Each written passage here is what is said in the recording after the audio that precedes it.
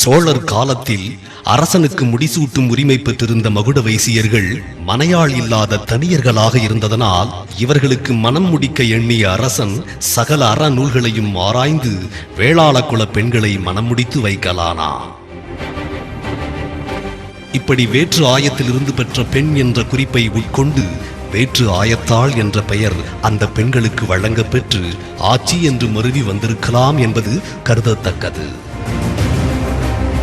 மேலும் பெண்களை அழைக்க பெறும் உறவுமுறை பெயர்களான மகம்மிண்டி, அன்னமிண்டி, தம்பியொண்டி போன்ற பெயர்களில் உள்ள மிண்டி, யொண்டி போன்ற சொற்கள் பெண்டிர் என்ற சொல்லின் மறுவல்களாகும். பெண்டிர் என்பது பெண்களை மரியாதையோடு அழைக்கும் சொல். ஆக நகரத்தார்கள் பெண்களை மிகவும் மரியாதையோடு அழைக்கும் பாங்கினை அறியலாம். தொடக்க காலம் முதல் ஆண்கள் தொழில் காரணமாக வெளிநாடுகளுக்கு சென்று வருவதால் குடும்ப நிர்வாகம் பெரிதும் பெண்களாலேயே நடத்தப்பட்டன என்பதையும் நாம் அறிய முடிகிறது. நகரத்தார் இனத்து மக்களிடத்தில் உள்ள மற்றுமோர் உயரிய பண்பு வந்தோரை தக்க முறையில் உபசரிக்கும் விருந்தோம்பல் பண்பு. இதற்கு பெரிதும் காரணமானவர்கள் நகரத்தார் பெண்களே என்பதில் எந்தவிதமான மாற்று கருத்தும் இருக்க முடியாது. செல்வ செழிப்புடன் நகரத்தார் குடும்பங்கள் வாழ்ந்த போதிலும் வீட்டு வேலைகளையும் விருந்தோம்பலிலும் பெண்கள் தாங்களாகவே முன்வந்து அனைத்து பணிகளையும் செய்கின்றனர்.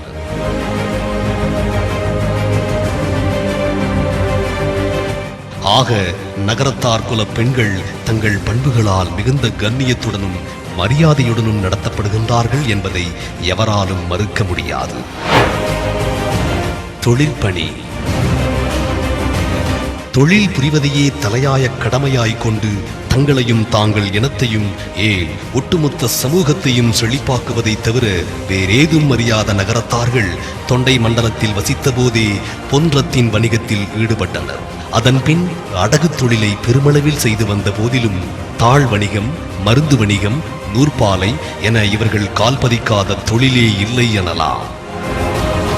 உள்நாட்டில் மட்டுமல்லாது இலங்கை, மலேசியா, சிங்கப்பூர், இந்தோனேசியா, பர்மா போன்ற பல நாடுகளிலும் பல்வேறு தொழில்களை தொடங்கியதோடு அதில் மிக பெரும் வெற்றியையும் பெற்றுள்ளனர். மன்னன் இவர்களிடத்தில் கடன் கேட்க போக சும்மா கொடுக்க முடியாதுன்னு அதை ஒரு தொழில் மாதிரி வட்டி தொழிலாக ஆரம்பிச்சு அப்புறம் நாளடைவில் மன்னனுக்கு கொடுத்தது போல பிற பணக்காரர்களுக்கும் பிற வணிகர்களுக்கும் கொடுக்க ஆரம்பித்து அந்த லேவாதேவி தொழில் இவர்களுக்கு பெருக ஆரம்பித்தது. என்ன வணிகம் செய்யலாம், என்ன வணிகம் செய்யக்கூடாது என்பதை பற்றி அந்த ஜாதி கூட்டத்தில் முடிவெடுத்து அதை வேளங்குடி கல்வெட்டில் எழுதி வைத்திருக்கிறார்கள். அதில் இவர்கள் சொல்லுகிறார்கள், நாம் பலசரக்கு வியாபாரம் செய்யலாம், அரிசி வியாபாரம் செய்யலாம், நவமணிகளை வியாபாரம் செய்யலாம், ஆனால் அழுகுகிற பொருட்களை வியாபாரம் செய்யக்கூடாது. வெற்றிலை போன்ற அழுகும் பொருட்களை வியாபாரம் செய்யக்கூடாது, குதிரை வியாபாரம் செய்யக்கூடாது. குதிரை வியாபாரம் செஞ்சா மன்னனோட நெருங்குறாப்புல வரும். மன்னனோட நெருங்குறதுக்கு உங்களுக்கு எப்பவுமே பயம். அதனால குதிரை வியாபாரம் செய்யக்கூடாது என்று எழுதி வைத்தார்கள். லேவாதேவியில் தர்ம வட்டி தான் வாங்க வேண்டும், அதர்மமாக வட்டி வாங்கக்கூடாது என்று எழுதி வைத்தார்கள். பின் நாட்களில், அதாவது 1950 தமிழ்நாட்டில் உள்ள தொழில்களில் 1/3 பகுதி நாட்டுக்கோட்டை செட்டியார்கள் கையில் இருந்ததாக செய்தியும் உண்டு. நாட்டுக்கோட்டை செட்டியார்களின் அன்றைய மொத்த ஜனத்தொகை 1.5 லட்சம். 3 கோடி ஜனத்தொகையுள்ள தமிழ்நாட்டின் 1/3 பகுதி தொழிலை 1.5 லட்சம் ஜனத்தொகையுள்ள நகரத்தார்கள் பெற்றது எப்படி?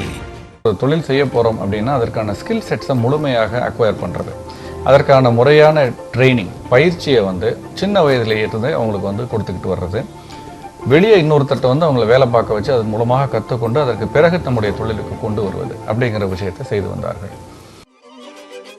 இது போன்ற முறையான பயிற்சியை தங்கள் நிறுவத்தை விட்டு அகன்று பிள்ளைகள் பெற ஏற்பாடு செய்தது நகரத்தார் சமூகம் மட்டுமே.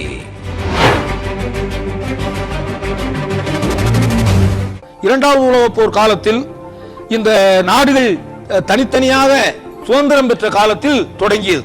மலேசியாவிலும் சிங்கப்பூரிலும் இவர்கள் செய்தது தோட்ட தொழில், ரப்பர் தோட்டமும் அது போன்ற தோட்ட தொழிலை செய்தார்கள்.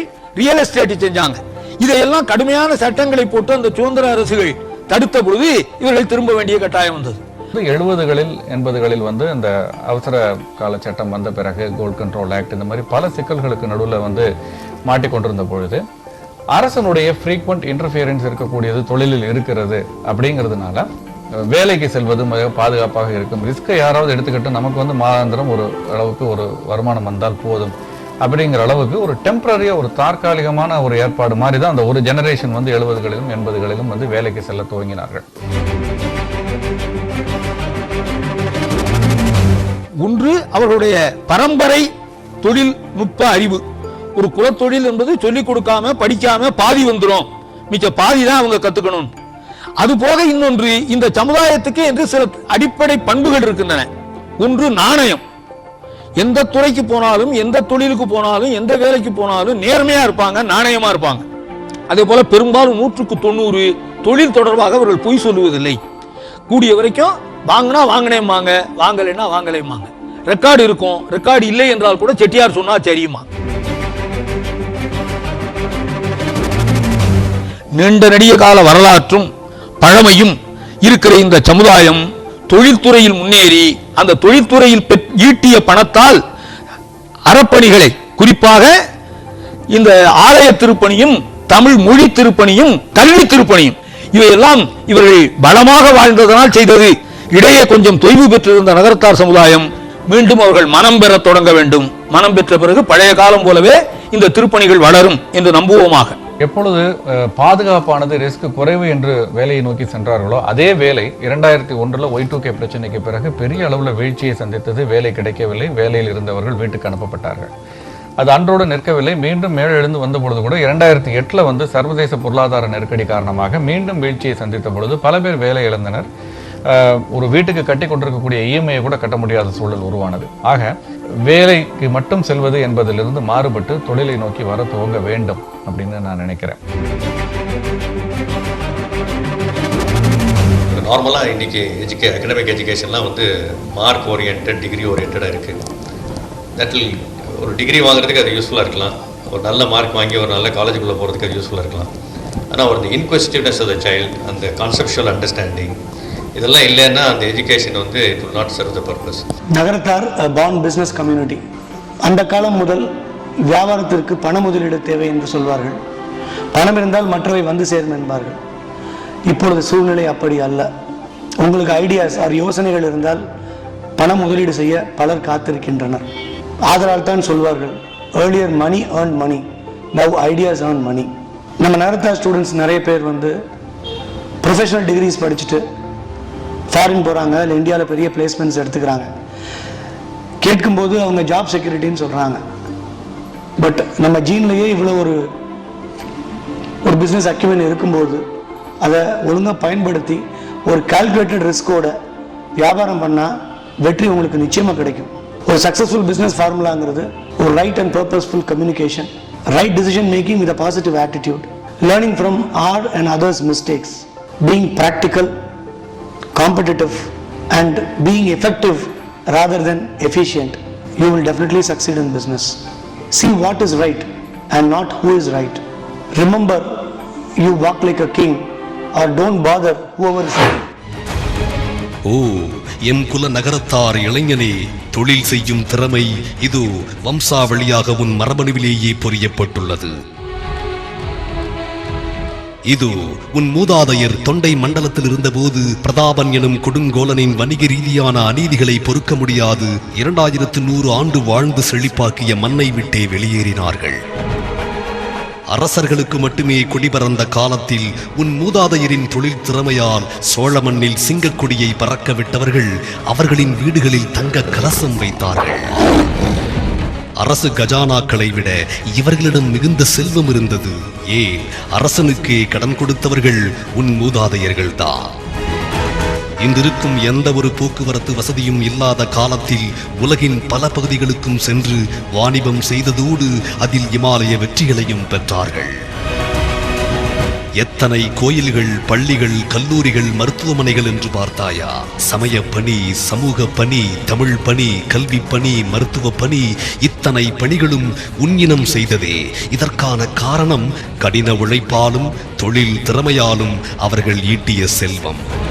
உனக்கு முன்னோடியாக, வழிகாட்டியாக உன் இனத்தில் சாதித்தவர்கள் எத்தனை எத்தனை பேர்.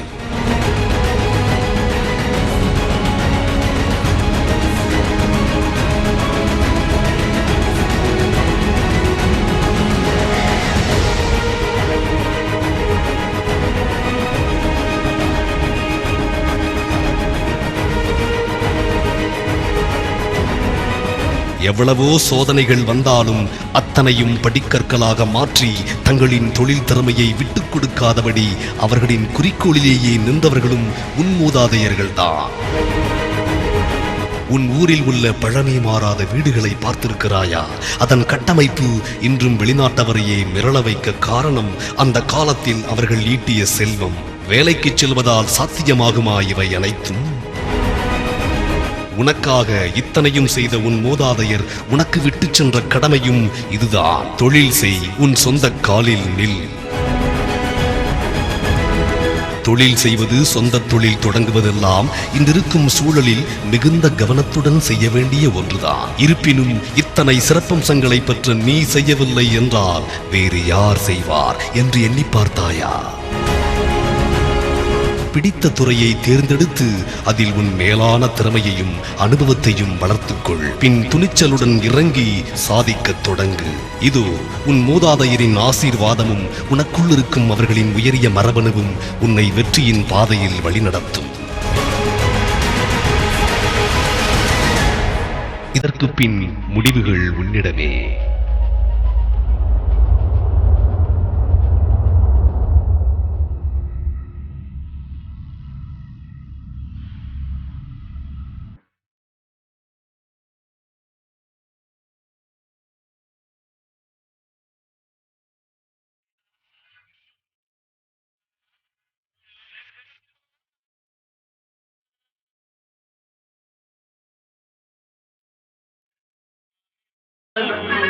தலை